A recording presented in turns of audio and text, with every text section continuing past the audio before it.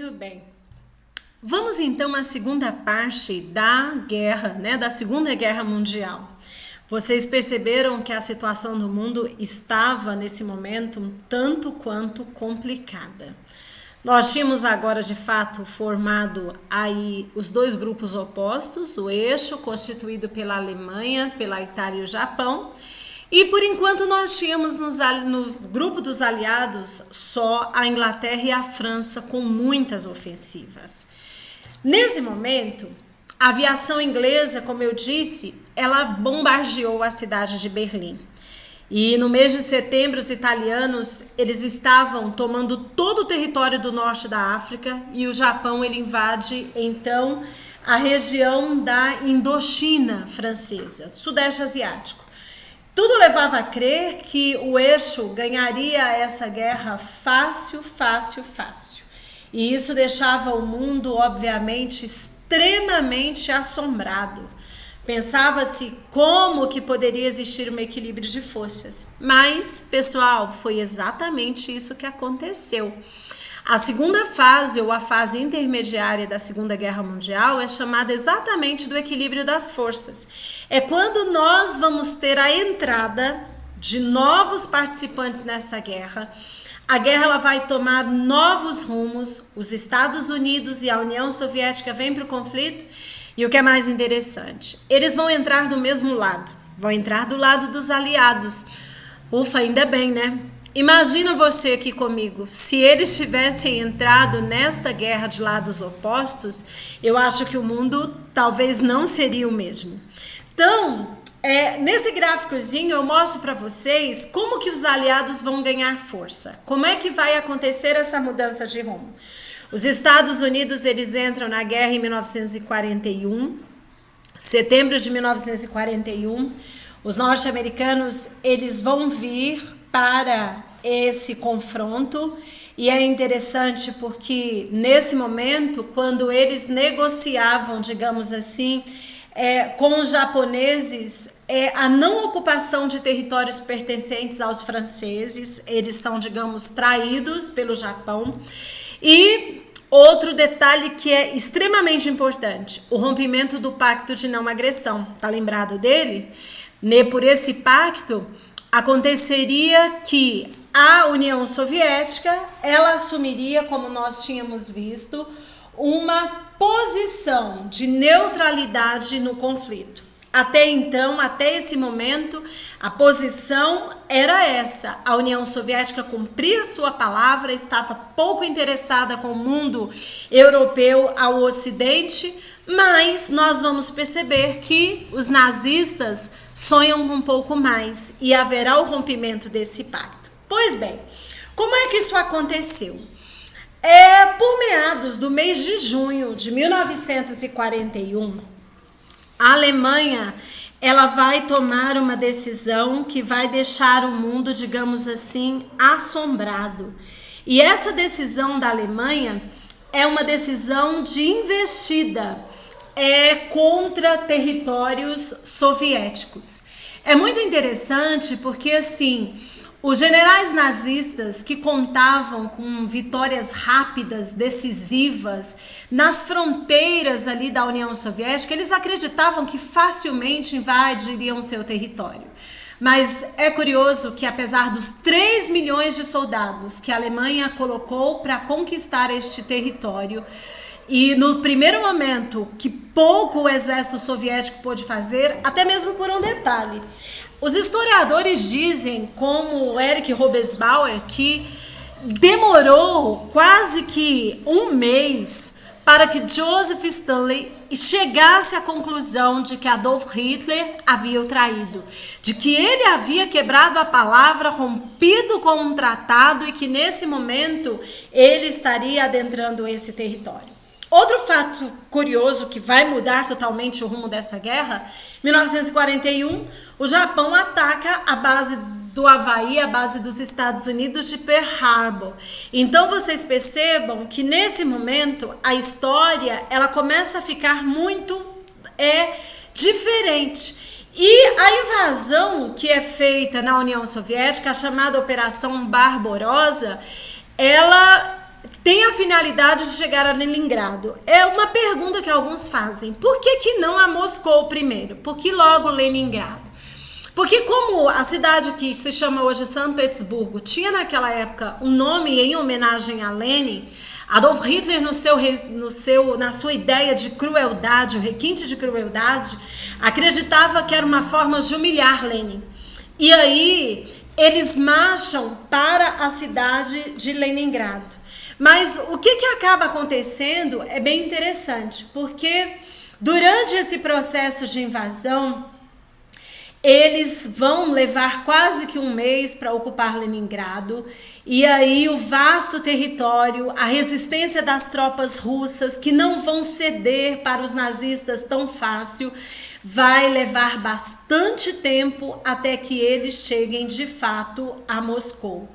E aí nós vamos perceber que no meio de tudo isso, as batalhas elas são cada vez mais ferrenhas, e quando as forças nazistas elas chegam a Moscou, elas começam a ser contidas pela contraofensiva do Exército Vermelho. A gente vê aqui, por exemplo, o ataque alemão a uma vila soviética em 1941. É curioso porque mesmo civis, eles vão adotar aquela política de que se não é meu, também não é seu. É mais ou menos a mesma política que foi usada lá em 1803, 1804, quando Napoleão Bonaparte invade o território russo. E em 1941, eles rompendo esse pacto, eles invadindo esse território, a Rússia vai dar muito trabalho para a Alemanha.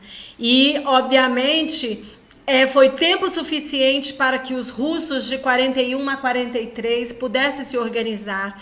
O Exército Vermelho vem numa investida, digamos assim, de raiva, porque haviam sido traídos. E aí, a famosa Batalha de Leningrado, que é considerada talvez uma das maiores batalhas já travadas na Segunda Guerra Mundial, e ela leva alguns meses, ela vai trazer para os alemães dois adversários fortes. O primeiro, o inverno, porque foi tempo suficiente para que o Senhor Inverno ele se arregimentasse e milhares de soldados alemães viessem morrer.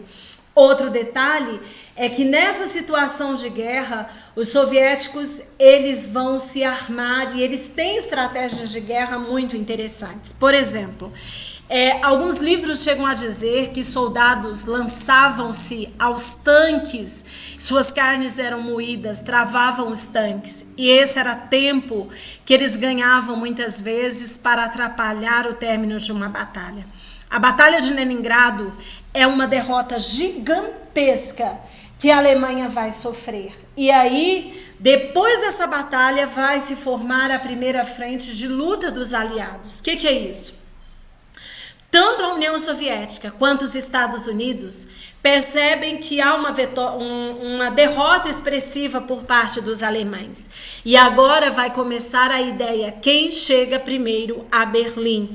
E aí, nesse momento, os demais países aliados, como é o caso da Inglaterra, começam a ganhar apoio e força. Mas vale a pena olhar o outro lado do mundo, né? Então, a gente vê aqui, estratégias de terra arrasada, que é a mesma estratégia usada pelos russos quando da invasão de Napoleão Bonaparte ao território russo naquele período. A população ela se arma, ela se coloca a favor da guerra. E o outro lado, muito bem, o outro lado é a entrada dos Estados Unidos. Como eu disse, em 1941, o Japão invade a Indochina.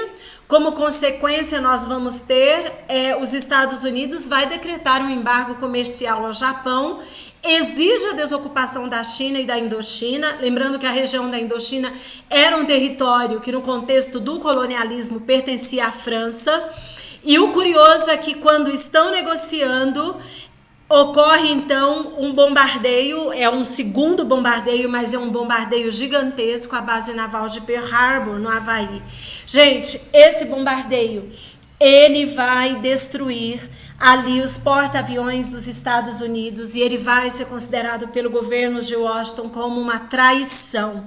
Mais do que imediatamente, os Estados Unidos irá declarar guerra ao Japão, irá declarar guerra ao eixo. Vocês podem perceber aí, essa é uma foto da época, o dia 7 de dezembro de 41, quando aviões japoneses vão sobrevoar maciçamente, vão fazer os chamados voos relâmpagos, e nesses voos relâmpagos Pearl Harbor acaba sendo atacada e nós vamos ter muitas mortes e um estrago total.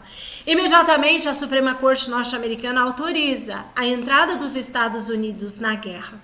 E assim, o que acaba acontecendo? De um lado, a Batalha de Stalingrado muda a guerra. Do outro lado, nós vamos ter agora o Japão sofrendo importantes derrotas no Pacífico. E com um detalhe, os Estados Unidos não vão à guerra sozinhos. Eles agora têm o apoio do Canadá, eles vão dar um apoio para a Inglaterra e vai se formar as chamadas forças anglo-americanas. Nós vamos perceber que há agora países da América, inclusive o Brasil, vai se envolver nesse conflito. E é interessante, pessoal, porque o Brasil, ele entra na guerra ao lado dos aliados. Na época, o nosso presidente era Getúlio Vargas, um assunto que nós vamos estudar no segundo semestre, mas o Brasil, ele vai fazer bonito. Aonde, professora? Em territórios italianos. O Brasil é um dos responsáveis por ajudar a libertar o Mediterrâneo das forças fascistas. E aí, as forças britânicas e americanas começam a ter êxito na Líbia, na Tunísia, a região do norte da África, e a guerra vai assumindo proporções gigantescas. Resultado: em 1943, Benito Mussolini ele é tirado do governo com a ajuda da FEB, Força Expedicionária Brasileira. Torna-se então fugitivo porque ele acaba sendo resgatado da prisão pelos nazistas. Mas, a partir desse momento, a Itália sai das mãos do eixo e vai cair nas mãos dos aliados. E aí nós vamos começar a terceira fase, que é a fase aonde nós vamos decidir agora de fato a guerra. Em 1943 é convocada uma conferência, a chamada famosa Conferência de Teherã. Nessa conferência, 3 líderes mundiais dos aliados, Joseph Stalin, Winston Churchill e Roosevelt, que era o presidente dos Estados Unidos, eles vão ajustar estratégias. Alguém pode me perguntar assim: qual a importância de ajustar as estratégias nesse momento da guerra? A gente precisa pensar numa coisa. Vocês estão lembrados de que quem era a potência mundial nesse momento eram os Estados Unidos? Você acha que os Estados Unidos estão dispostos a perder o conflito ou ficar, digamos assim, no prejuízo para a União Soviética? Vocês estão lembrados que os soviéticos são socialistas? Então abrir um diálogo agora era importante para que não houvesse entre eles nem vencidos e nem perdedores. Eles precisavam, através da Conferência de Teherã, entender que estavam do mesmo lado. Nesse momento, em junho de 1944, as tropas anglo-americanas elas vão se unir para enfrentar os alemães e existia agora um grande objetivo. A França ainda estava sob a tutela dos nazistas. Então, a frente de guerra para os anglo-americanos era agora Europa, era agora Japão. Mas é bom salientar que a frente de guerra para a União Soviética era a libertação dos países da Europa Oriental. Portanto, gente, a missão agora de guerra era tripla. E nós percebíamos agora uma corrida para chegar a Berlim. Mas os Estados Unidos entendiam que era impossível ser vencedor de guerra sem a libertação francesa. Por isso, é então planejado o dia D, o dia que seria feita a tomada da Normandia. O que é isso? Até hoje é considerado o maior evento de uma guerra. O exército americano ele vai desembarcar na região sul da França, na Normandia, com 36 divisões, 6.400 navios de guerra, milhares de aviões. Eles vão, obviamente, fazer uma investida para tirar a França das mãos da Alemanha. E esse dia D, ele é considerado o início da terceira frente de guerra, ou da terceira fase da Segunda Guerra Mundial. E é interessante porque essa operação, ela foi uma operação extremamente delicada, porque ela começa em 6 de junho, né, de 1944, é conhecido aí como o dia D, e nós vamos perceber que ela é extremamente trabalhosa. Alguns livros dizem que as primeiras embarcações que chegam àquela praia são recebidas a bala de fuzil pelos alemães. Não foi fácil a retomada da França, mas os Estados Unidos e a Inglaterra e os seus aliados, eles vão conseguir libertar. A outra frente de guerra, nós temos uma frente a leste. O exército soviético, como eu disse, vem na investida pela Europa Oriental, e nós vamos ter outra frente no Oceano Pacífico. Os russos vêm no extremo oposto, vão libertando a Romênia, a Bulgária e a Iugoslávia, e também indo em direção à Alemanha. Aí fica a pergunta: quem chegar primeiro em Berlim vai vencer a guerra? Quem venceu? Pois bem, 1945 é um ano decisivo, é o ano da corrida para Berlim, os russos a leste, os americanos e ingleses a oeste, mas no dia 1º de maio os russos chegam a Berlim. E quando os russos entram em Berlim, eles vão colocar ali a bandeira soviética, e 7 e 8 de maio os americanos e os ingleses chegam. Nesse momento, quando os russos adentram em Berlim, Adolf Hitler está na chancelaria, e ele teria cometido então um suicídio para não assinar a rendição. É válido salientar que nesse momento muitos nazistas já haviam fugido, inclusive para o território sul-americano, e quando os americanos chegam ali, a libertação de campos de extermínio, campos de concentração, é feita tanto pelos Estados Unidos quanto por soldados russos que vêm libertando territórios. E aí, no dia 7 de maio de 1945, os alemães eles oficializam então a sua rendição. E é interessante que nesse momento falta uma frente de guerra.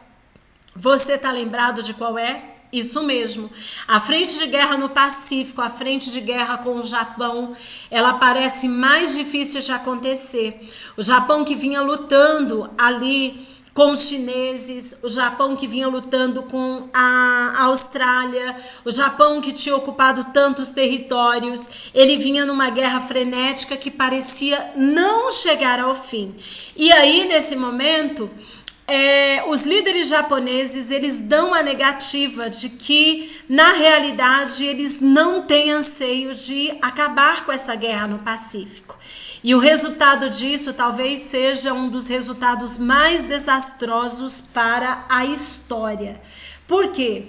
Porque nesse momento, os Estados Unidos, eles vão optar por fazer algo que o mundo talvez não esperasse. E alguns às vezes me perguntam assim: professora, por que era necessário o uso da força atômica nesse momento da guerra? Será que não teria ali uma outra maneira de fazer com que essa guerra chegasse ao fim?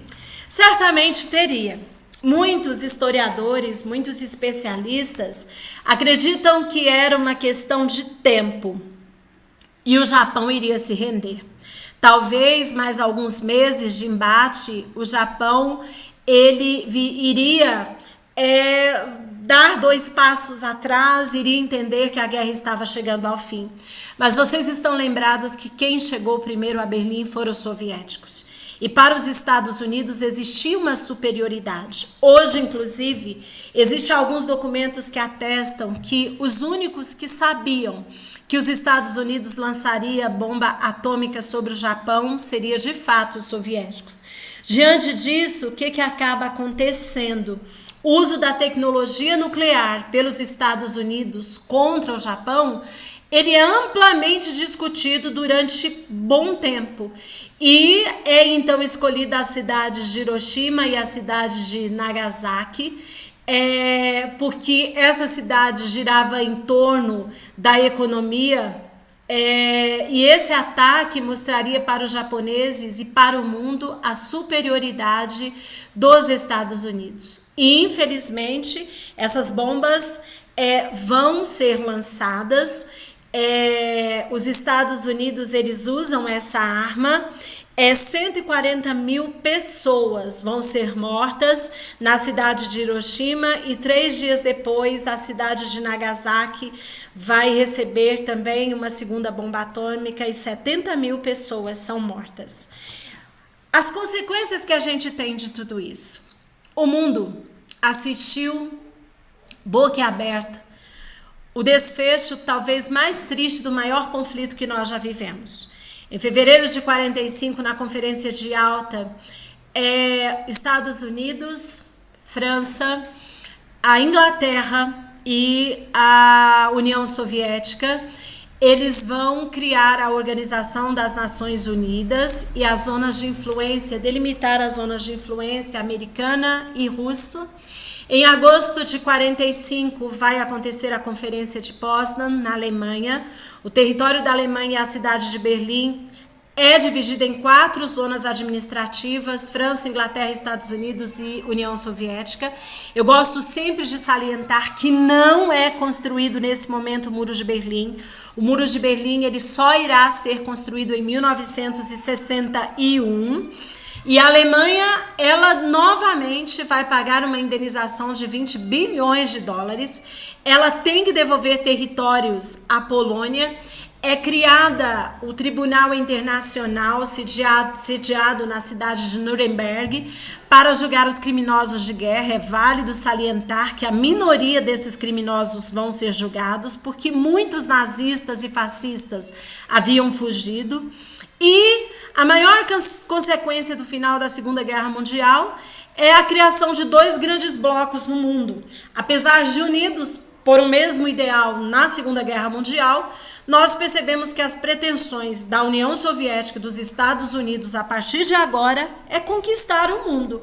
E aí vai ter início uma longa guerra, chamada de Guerra Fria, que você vai conhecer melhor nas cenas do nosso próximo episódio. Eu espero que vocês tenham compreendido a Segunda Guerra Mundial. São muitos detalhes, muitos aspectos que permearam essa guerra. Uma guerra que, infelizmente, deixou para o mundo uma herança tenebrosa de mortes. Que você possa estudar, ver quantas vezes quiser esta aula e até o nosso próximo encontro, quando nós vamos começar a conversar sobre Guerra Fria.